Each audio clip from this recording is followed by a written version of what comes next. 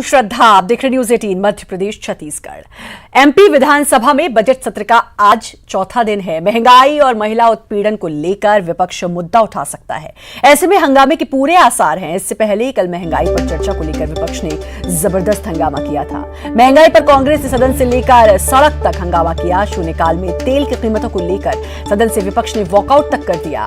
वहीं कमलनाथ ने सरकार पर चर्चा से बचने का आरोप लगाया। और छत्तीसगढ़ विधानसभा बजट की अगर बात करें तो वहां पर भी बजट सत्र का आज चौथा दिन। आज राज्यपाल के अभिभाषण पर चर्चा होगी। गृहमंत्री ताम्रध्वज साहू, नगरीय प्रशासन मंत्री डॉक्टर शिव कुमार डहरिया और खाद्य मंत्री अमरजीत भगत अपने विभाग से जुड़े प्रश्नों का जवाब देंगे।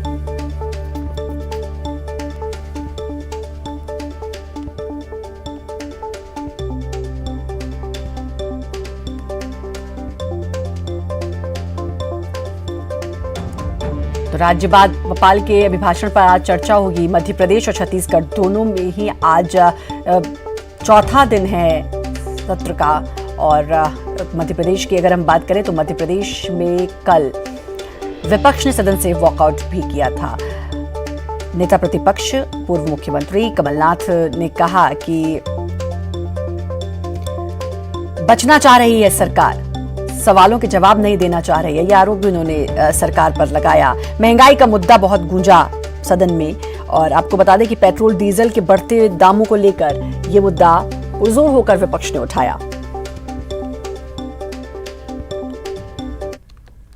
देवव्रत हमारे साथ हमारे संवाददाता जुड़ चुके हैं। देवव्रत, आज चौथा दिन है सदन का, बजट सत्र का चौथा दिन है और आज भी काफी अहम दिन।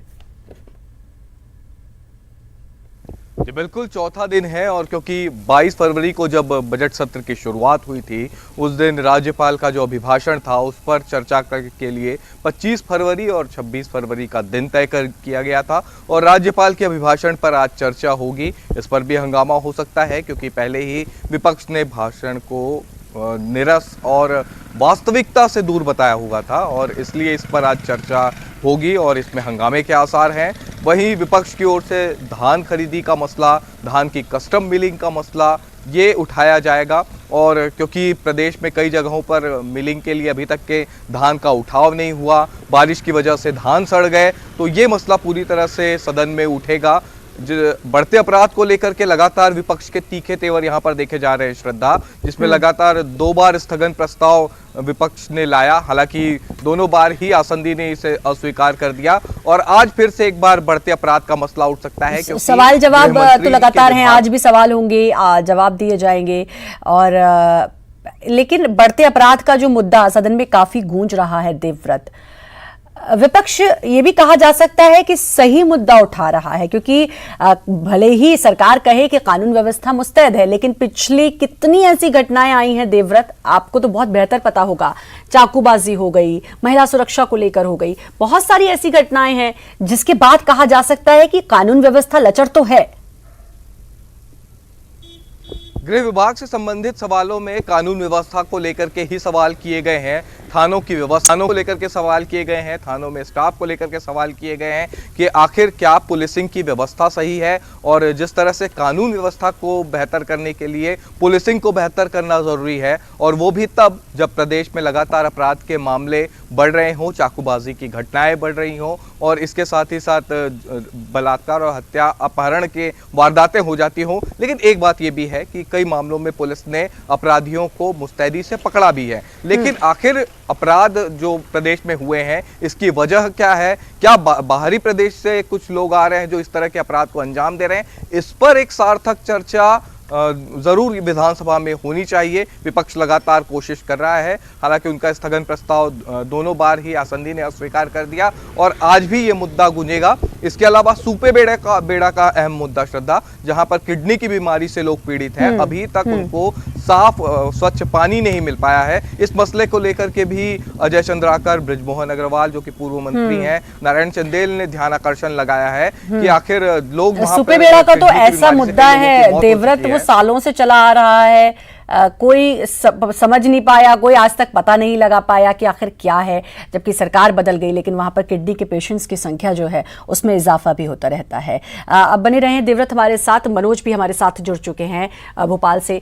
मनोज, आज मध्य प्रदेश की बात करें तो वहां भी चौथा दिन सदन का, महंगाई का मुद्दा, वो विपक्ष ने पुरजोर तरीके से उस पर आवाज उठाई है, जो कि है भी। पेट्रोल डीजल के दाम इतने बढ़ गए हैं, आम जनता की कमर टूट चुकी है। कल सदन से वॉकआउट भी किया था। आज क्या लग रहा है, आज भी कुछ ऐसे ही आसार?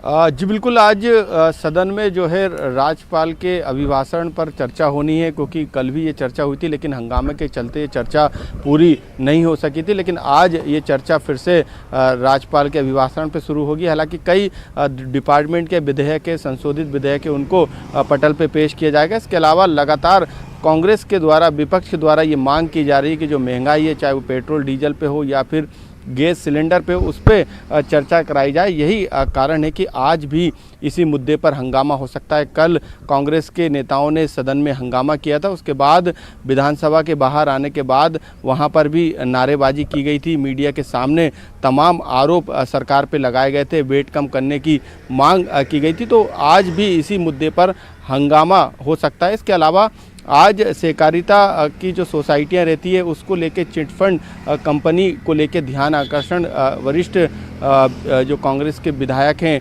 गोविंद सिंह, उनके द्वारा ध्यान आकर्षण लगाया गया। उस पर जो विभाग के मंत्री हैं अरविंद भदौरिया, वो अपना जवाब देंगे। तो इसको लेकर भी हंगामा होने के आसार है। तो आज जो महंगाई का मुद्दा हो या फिर जो भोपाल में धरना प्रदर्शन को रोक लगाई गई थी, उसके फैसले पर विरोध प्रदर्शन है, क्योंकि 8 मार्च को जो कांग्रेस है उसका एक बड़ा आंदोलन होने वाला है। 10,000 करीब महिलाएं भोपाल में जुटेंगी और इस महिला अपराध को लेकर हालांकि ये भी देखने को मिला है कि मध्य प्रदेश में जो आंकड़े हैं वो भी तेजी से बढ़ रहे हैं। ये एक चिंता का विषय है और अगर इसको देखते हुए रोक लगी है तो इस पर राजनीति नहीं होनी चाहिए, इसको समझना चाहिए। खैर, राजनीति हमेशा होती आई है और होगी, अब देखना है आगे और क्या कुछ होता है। देवव्रत, बहुत बहुत शुक्रिया आपका तमाम जानकारी देने के लिए। मनोज, आप बने रहे हमारे साथ और ग्वालियर की बात करेंगे। ग्वालियर में हिंदू महासभा को कांग्रेस ने बड़ा झटका दिया है।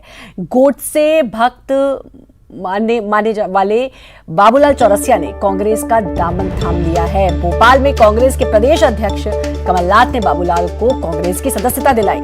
हिंदू महासभा की टिकट पर बाबूलाल ने पार्षद का चुनाव लड़ा था और जीत भी हासिल की थी। नगर निगम के वार्ड नंबर 44 से बाबूलाल पार्षद हैं। कांग्रेस में शामिल होने पर बाबूलाल का कहना है कि ये उनकी घर वापसी जैसा है। हिंदू महासभा पर बाबूलाल ने आरोप लगाते हुए कहा कि पार्टी अंधेरे में रखती है। उधर बाबूलाल को हिंदू महासभा से निष्कासित कर दिया गया है। बाबूलाल चौरसिया की गोडसे का मंदिर स्थापित करने में उन्होंने अहम भूमिका निभाई थी।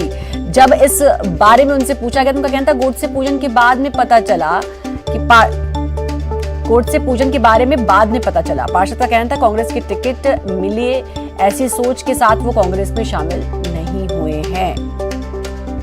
तो बाबूलाल वो हैं जो गोडसे की पूजा में भी उन्होंने महत्वपूर्ण, उनके मंदिर स्थापित करने में भी महत्वपूर्ण भूमिका निभाई थी, लेकिन अब कांग्रेस का दामन थाम लिया है।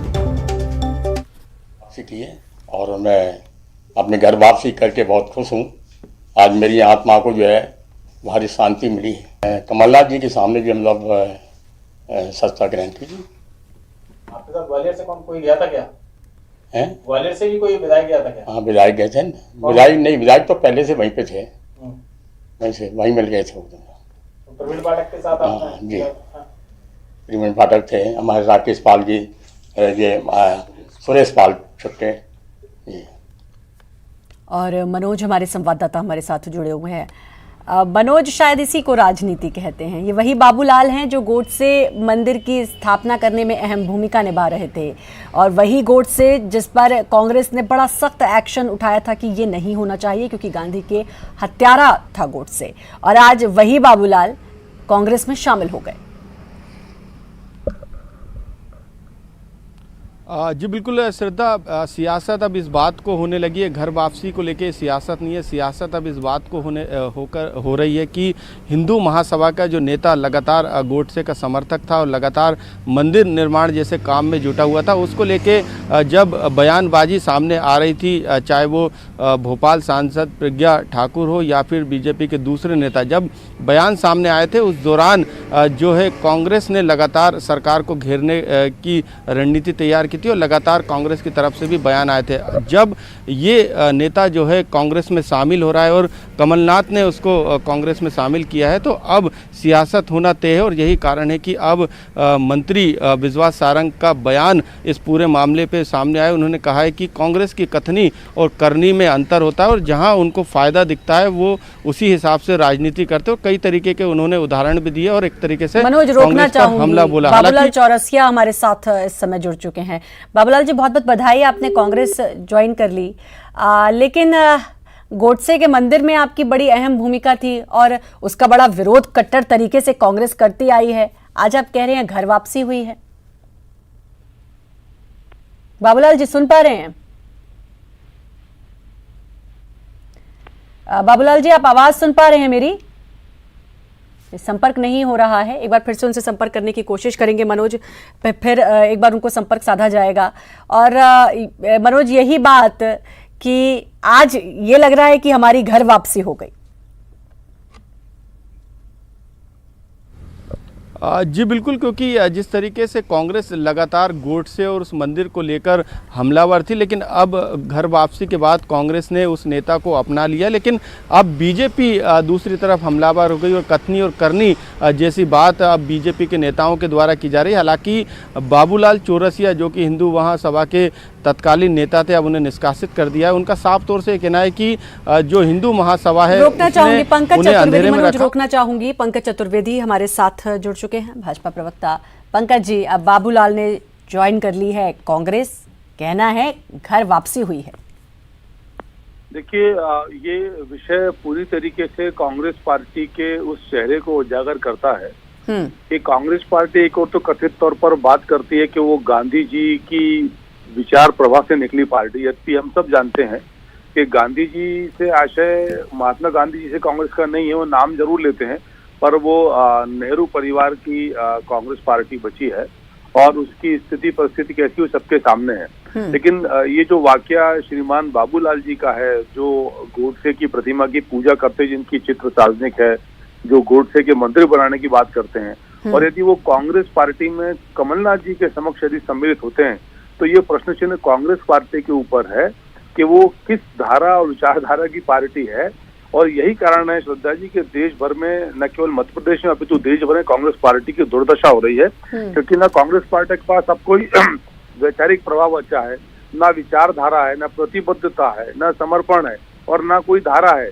इसलिए धारा में धीरे धीरे समाते जा रहे हैं। बिल्कुल, और ये बड़ी कांग्रेस हमेशा अब बीजेपी पर आरोप लगाती है खरीद फरोख्त और अपनी पार्टी में शामिल कर लिया, सरकार गिरा दी, ये तमाम बातें कही जाती हैं, अब तक कही जाती हैं। लेकिन उसके बाद क्या अब एक नया ट्रेंड कांग्रेस सेट करना चाहती है, एक नए तरीके से अब राजनीति करना चाहती है, इसीलिए हिंदू महासभा के बाबूलाल को अपनी पार्टी में शामिल किया कि इसके जरिए शायद अब राजनीति में उतरा जाएगा तो कांग्रेस को एक अच्छा प्लेटफॉर्म और मिल जाएगा और कांग्रेस और अच्छे तरीके से, माफ कीजिएगा, प्लेटफॉर्म नहीं, एक अच्छे तरीके से उभर कर सामने आएगी।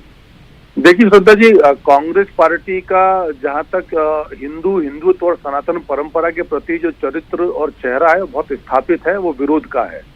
ये किसी भी सभा महासभा की बात जरूर करें पर लोग इनका वास्तविक चेहरा जानते हैं कि राम नाम के, राम काम के, हिंदू धर्म के विरोधी है। और उसका स्पष्ट प्रमाण है कांग्रेस पार्टी में श्रीमान दिग्विजय सिंह जी जैसे राजनेता जो खुलेआम राम काज का, राम नाम का विरोध करते हैं, राम मंदिर का विरोध करते हैं और उनको कांग्रेस पार्टी की CWC का सदस्य बनाया जाता है। दिग्विजय सिंह जी जब भी किसी राम काम का विरोध करते हैं तो कभी भी कांग्रेस पार्टी का कोई नेता ये नहीं कहता कि दिग्विजय सिंह जी आपको राम काम का, राम नाम का विरोध नहीं करना चाहिए।